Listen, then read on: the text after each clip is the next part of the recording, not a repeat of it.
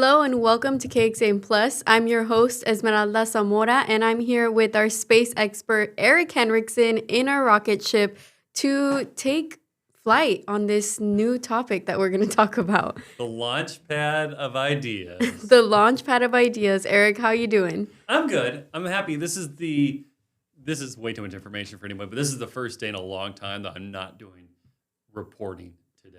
It's a I nice just get to break, focus right? on this and then this huge project I have for the end of the month. And I got to breathe today. It was so nice. Drink some coffee. Had some coffee. I did go through some editorial meetings and stuff, but it was nothing. I've had a much lighter day. I've had some really busy days lately covering some really interesting topics. Yeah. But today I get to focus on space and I get to focus on a major project that is the timeline's ticking up on me, and I'm due 4 minutes of scripting today. So. Well, this topic that we're talking about obviously is Artemis II. Yeah. We've been discussing Artemis So I'll give you a whole launches. backstory before we get started, all right? So Artemis II, which is our return to the moon, I had planned for all of today to be talking Artemis II. I was like, we're going to do a whole Artemis II episode. We haven't done an Artemis II episode that's just focused on Artemis II. This amazing mission, returning humans to the moon. We're going to go in orbit of the moon. It was supposed to happen this week. And then as I start digging in, it got canceled. It gets delayed. It got delayed. I don't say canceled. It got delayed. Let's be clear. It got delayed. You got to check my story today. It got delayed. So this happened yesterday. If you're watching this, Tuesday, February 3rd is when this event occurred where they decided to delay this launch by a month. So all my plans, which were obviously way more important than the multi-million dollars that have gone to the Artemis mission, up in smoke. But we can still talk about Artemis II. And we can talk about this delay, what this means, just the future of space travel, this whole thing. I still have a plan. There's a plan in place. And My you know, PhD. it's not just Artemis II. There's Artemis III after this, and then much more plans So many Artemises. Artemis High? to come It's a god's name. I to don't know. follow, right? Follow, yeah. So Artemis II. Should we do backstory? Let's do a backstory. What is Artemis, first of all? Artemis is NASA's big mission to return to the moon and then beyond to Mars. I have a lot of energy. I've only had 2 cups of coffee, people. Usually I'm like 3 in at this point, but today I got a lot of jazz going on. So I'm thinking about the 2 cups of coffee now. But Artemis II is the mission to go orbit the moon. So we had Artemis I where we launched a ship to orbit, nobody on board. Artemis II, 4 astronauts on board. And then Artemis III, instead of just in orbit, we land on the moon. So this is the video NASA showed yesterday with 5 hours to go before they were in the T-minus area. And As you can see, it didn't go anywhere, right? that was the moment they were like, kill it. We got to delay this thing. It's not, something's off. We can't keep launching. So that was literally this moment. I pulled this video and they were like, this is the moment they made that decision. So Artemis II takes us to the moon, takes us back. It's got a lot of cool details to it. And then after that, we go to Artemis III. And Artemis III, we land on the moon. It's the first time since the 70s for either of these things. Can we talk about cool things about Artemis II first, and then we'll dive into what happened, what went wrong? Yeah, what is the goal for Artemis II? I have been reading up on it and following, but it's kind of hard to understand what they really, really are trying to do with this. It's all about testing to make sure everything works, which is why this delay is so Clearly, it didn't ironic. work. It's to make sure that this ship, when it goes out there and it comes back, that I'm doing the hand movements again. Let's see them bigger. Let's see them bigger. You can go to the big camera. Go to our space camera. These big, so it goes out. You actually have on our website, KXAN.com, there's a photo that shows the path. But as it goes out and orbits the moon, it is going so deep into space that there's a lot of technology that hasn't gone out there before, including people. And they want to make sure that all that stuff survives that trip. So, there's the orbital path, you see. So it goes up around Earth a couple times and then zips over to the moon and then zips back and check out all of our beautiful ads and then zips back here and comes back to Earth and then lands on Earth. They had to test all this stuff. Kind of like a figure 8 around. Right. The last time we went to the moon, Commodore 64s were still a thing. Yeah. I don't even know if they were out yet, honestly. We were in a really early computer phase. So we're testing computers, we're testing technology. One interesting thing is, the old missions to the moon, we used radio waves to transmit information. Wow. We're using lasers now. So that's different technology. And one of the things with the lasers is there's going to be communication blackout periods. That happened before, but they won't be able to send data until these lasers can align with Earth satellites. So we're going to send information with lasers much quicker, much larger amount of information we can send compared to radio waves. Communications are quicker. Everything's quicker with lasers. So they have to test that system out. They have to test out, can people survive that deep in space? Does this ship work that deep in space? One of the cool things about this mission is that based on that orbital path we showed you, it doesn't actually have to burn its engines on the way back. Once it's kind of kicked off its travel and launched towards the moon, the gravity of the moon sends it right back to Earth and it can land again. So if there was an engine failure after it got into space, after it started going towards the moon, wasn't a problem. It's not going to be a problem. This mission's been delayed till March. Yeah. So it's not that far away. We'll talk about that more in a minute. But it can come back. So it's testing that out. It is the first time a non-American has been to the moon. There's a lot of firsts in this. There's 4 people on the crew. This is the first time there's a 4-person crew also, which I didn't even mention in my article. Usually there were 3 people before that. So first time a non-American, a Canadian of all people. Just being silly, guys. I actually got to meet these people at South by last year. It was really cool. I was watching that video. I was confused. They're here, but they were supposed to leave, and you already talked to them. Yeah, they came in like March last year to do we're doing Artemis II, and I met them for like a hot second. I'm gonna say I met them in the way like chatted I with met them. Keanu Reeves at a restaurant one time, and you like wave at them and they say hi and then they walk off. It was like that. I talked to more of the NASA communications people for a while. I was like really, being a nerd. But first non-American to the moon, first woman to the moon, first person of color to the moon. Pretty cool. Lots of firsts. Lots of firsts with her. So they're setting, they're going into orbit, and then the next mission elevates that to the first person of color. And I'm not sure there's any non-Americans on that flight, but landing on the moon, stepping foot on the moon. So these are like big historic milestones. I feel like people haven't cared as much about this that they should. I know. The last time that we even stepped foot on the moon was years ago. 1970s. People, we're going to the moon. Like, we're finally going back, and this time we know we're going to be there. We're paving the way to the future of the human race right now. So be excited, but we're going to delay it a month. Because we are not ready. We're not ready.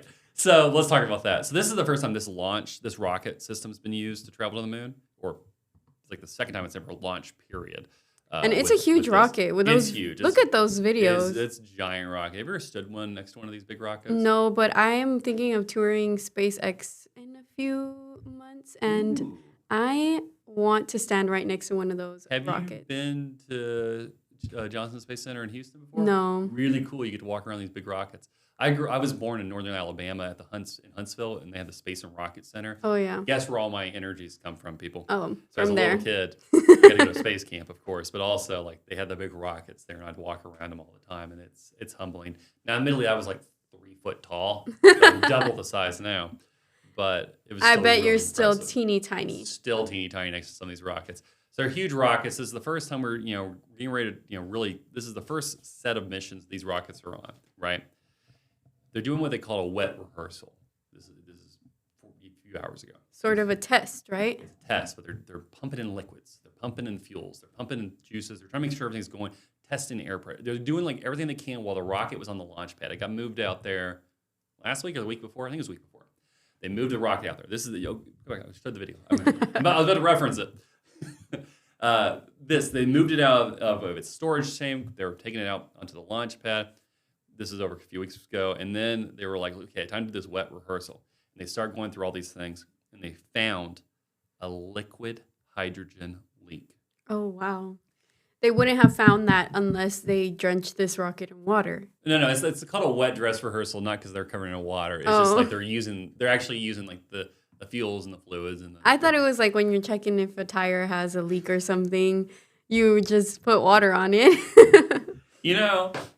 That's actually a very good reason to call it that, but that's a very fair. I totally get where you're coming from. Not why it's called that. It's called a wet dress rehearsal because they're like actually using the fuels and stuff. And they're not quite, it's like a dry run where you don't turn the lights on. You just have an empty stage. Not a full rehearsal. Yeah, this is like the partial. closest you get. Like it's like a rehearsal without sending it up. Yeah. So they did this rehearsal. They were checking things, and they found this liquid hydrogen leak. And past tests showed that this was in the same kind of location that had other leaks. And what could that possibly impact when they do take flight if they don't treat it? Could explode. Thank goodness they did not go on that mission. Yeah, which is why you do all these tests, right?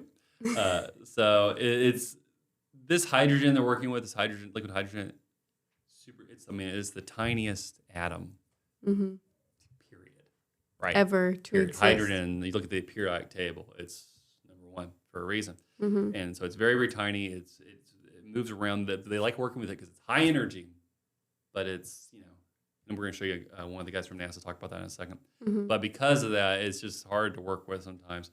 So they did this dress rehearsal, tested all the systems, and they found this issue. This wasn't the only issue, though. They also had some issue with communications equipment on the ground crews. No radios this time. Yeah, these were radios. These are they were? on the ground radios, not the laser system. Laser system works. This is the on the ground radio system, like, hey, Jerry, it's time to move the astronauts and put them in the rocket kind of communication system. It's that stuff. They also had an issue with a pressure valve that they just replaced. This is on the capsule. Wow. And that they had to retrofit. And these are more like, those kind of things were like they were working on, they're pushing the timeline back. Yeah.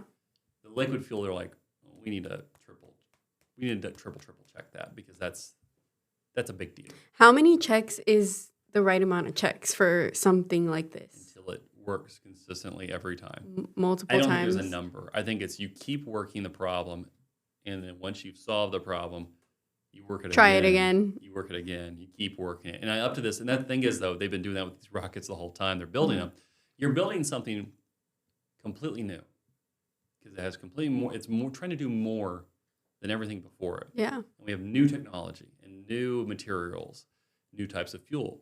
They're doing, rocket fuel is different than hydrogen fuel, right? It's like these are all this nuanced. What I'm saying, but generally, what I'm saying is like you're building all this new stuff. You have to keep testing and testing and testing and testing and testing, and then if it works, you keep testing again to see if it fails. You have to constantly test if it fails, and unfortunately, this has failed, and so they're trying to make sure they get it, figure out what's going on, get to work in the proper way. So more testing from them on this rocket until... Even though they fixed it. They fixed this before, but they want, you don't want to put people in there. Yeah. We had two space shuttles explode. Do you remember these? Columbia and, oh goodness gracious. I remember... I just wrote it down too. I'm blanking, I feel horrible. They named my elementary school after one of them. Discovery? Was it Columbia called? and Discovery? Were those the two? I think it was Discovery. Challenger. Oh, God, goodness yes, gracious. Challenger. Columbia and Challenger. I don't know. Sorry. Just lost my thought there. Those both, one exploded on the way up and one Columbia didn't even make disintegrated it on the way down. Oh, really? Yeah, it had a heat shield. If I remember all the details, it was like a piece of the heat shield fell off and was damaged. And because of that, it couldn't withstand the heat of re-entering the atmosphere. And was Artemis II set to take people, or was it just going to go around? Artemis 2 was 4 people. Artemis 1 was no people. Yeah. Artemis 1 launch. Artemis 2 is 4 people. Yes. So with that in mind, they do not want to put people in a rocket that they aren't sure is going to make it back. Yeah, don't even risk that. If you look at space, let's talk about safety for a second. If you look at the history of space travel, there are like 3 incidents. There's Columbia, Challenger, and then Apollo 1, where Apollo 1, they were doing tests on the ground, and there was a fire, and the astronauts died. They were in the rocket while I was on the ground? It was. They were just doing some tests, and an incident happened. So we've only had really like 3 instances. Space travel, for the most part, has been around for years, too, for us to only have 3. Very safe. Very safe for the most part.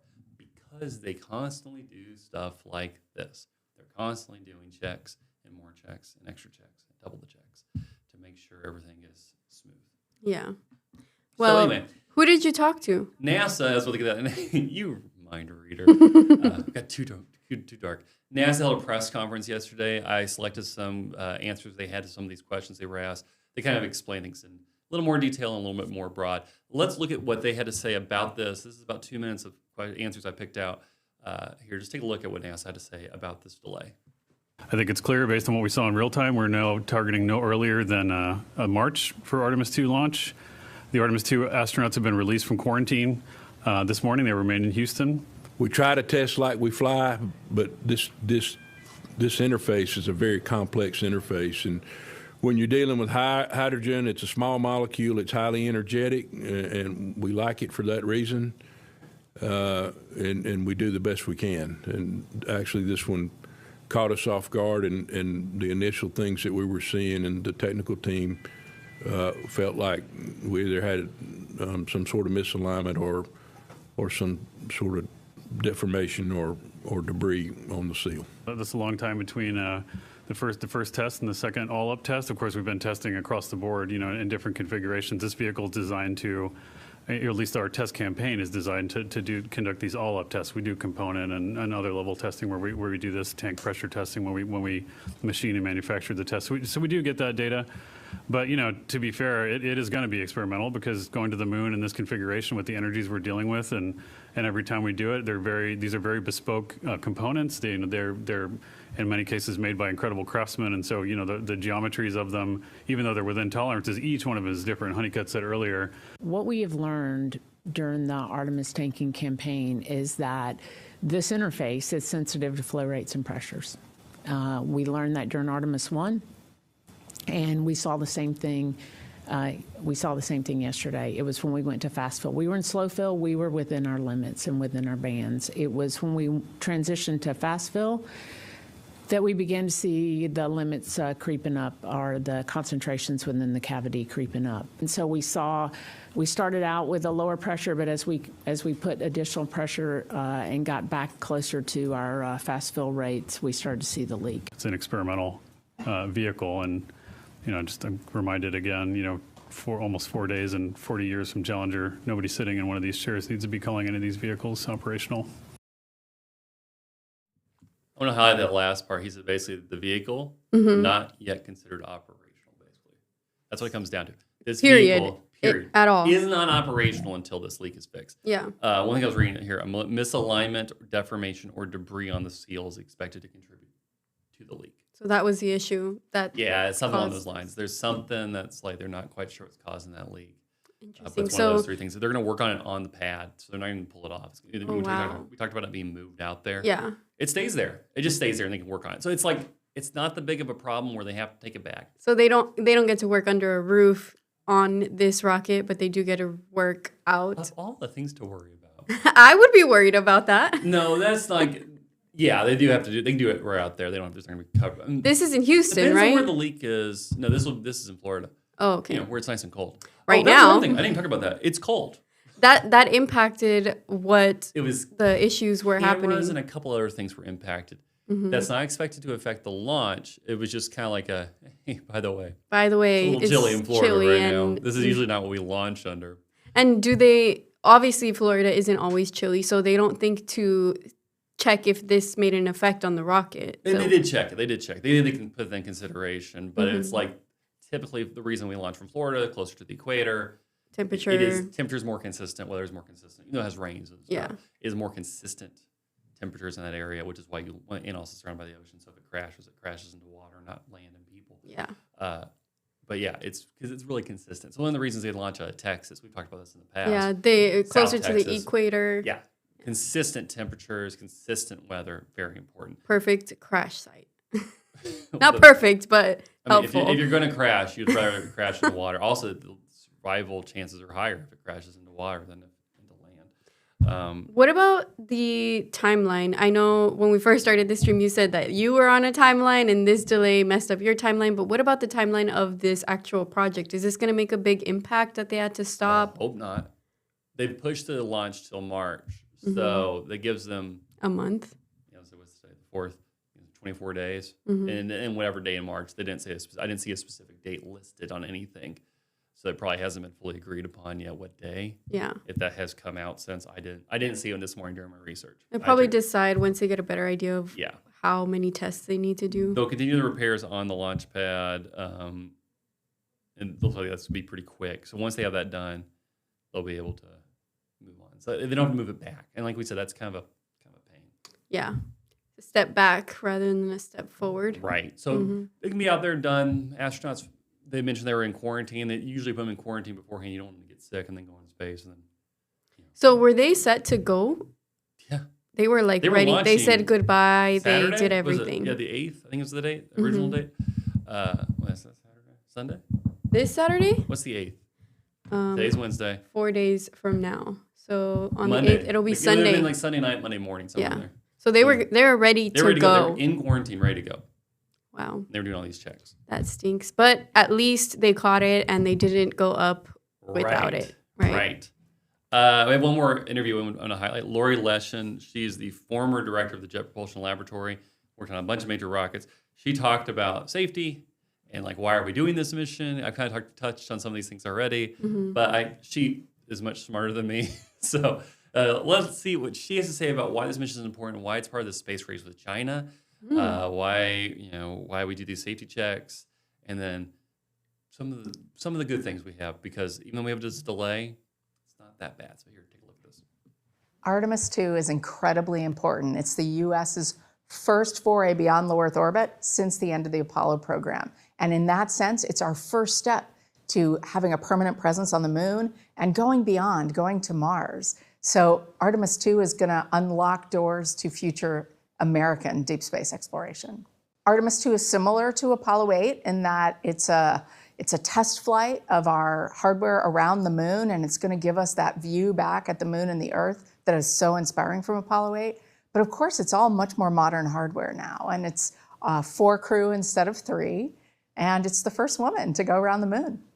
We have big ambitions in deep space. The moon is really just the beginning. It's a really important first step. Artemis II tests our hardware. Beyond that, we'll be back on the surface of the moon. And then from there, with what we learn and what we demonstrate and what we build, then it's really time to look on to Mars. And Mars becoming a destination for humans in our lifetime is so exciting, and Artemis II is the key to making that happen.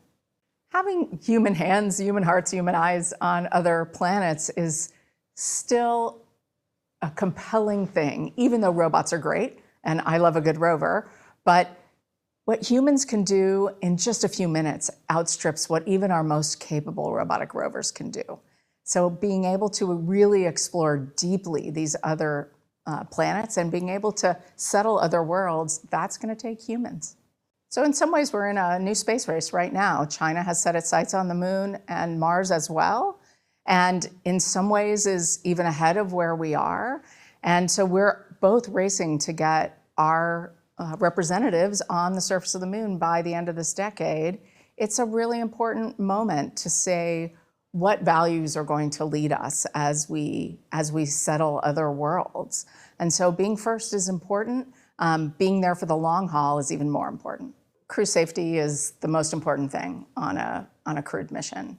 And so you have to make sure that the technical experts are all listened to. If we learned anything from the loss of Challenger, from the loss of Columbia, it's that we need to make sure we're listening to experts. And I trust that the agency has brought all the right experts together and turned over every stone to try to make sure that the Artemis II heat shield issue has been dealt with sufficiently. If they say they're go for a launch, I believe they are. The great thing about the moon is you get a launch period every month. So that if we slip to March or to April, it's no big deal. That's true. There's always a rewiring in the timing of when you can get there, when you can land. It's close enough. So like when you think about launch windows, the further out they are, the narrower they are, the planet or wherever we're heading. Yeah. The moon's close, so it comes back, like the windows are tighter. Comes back around. I have dates. What are But the here are dates? the potential dates. March 6th, 7th, 8th, 9th, or 11th. Those Oh, are the- March 6th, 7th, 8th, 9th, or 11th. So like a whole week window. Yeah, so they have a week window right there at the beginning of the month. Wow. Also, I didn't realize this. The amount of fuel, I just read this. 700,000 gallons was what they were testing. That was the fuel. Jeez. Talk about a wet test. That's why it's wet. And that's what they used all that fuel just for the test? Dumped it in. Yeah, you got to make sure make sure it fills up, no leaks. Is the fuel So good a year after earlier, that? yeah, it's fine. Oh, okay. We talked about I was like, that's a waste of fuel. spraying water on the rocket Yeah. with a squirt bottle to see if there's any fuel in it. Same thing, but the water bottle's on the inside. Oh, testing for leaks on the inside? Yeah, because you're doing with liquid, not air. Mm-hmm. Interesting. I'm getting way too close to the camera. You guys don't need to see every one of my pores. I'm not covered up with that much powder. Yeah. So that anyway, March 6th through 11th. So maybe we can Literally a month. come back here in our rocket ship and watch it happen.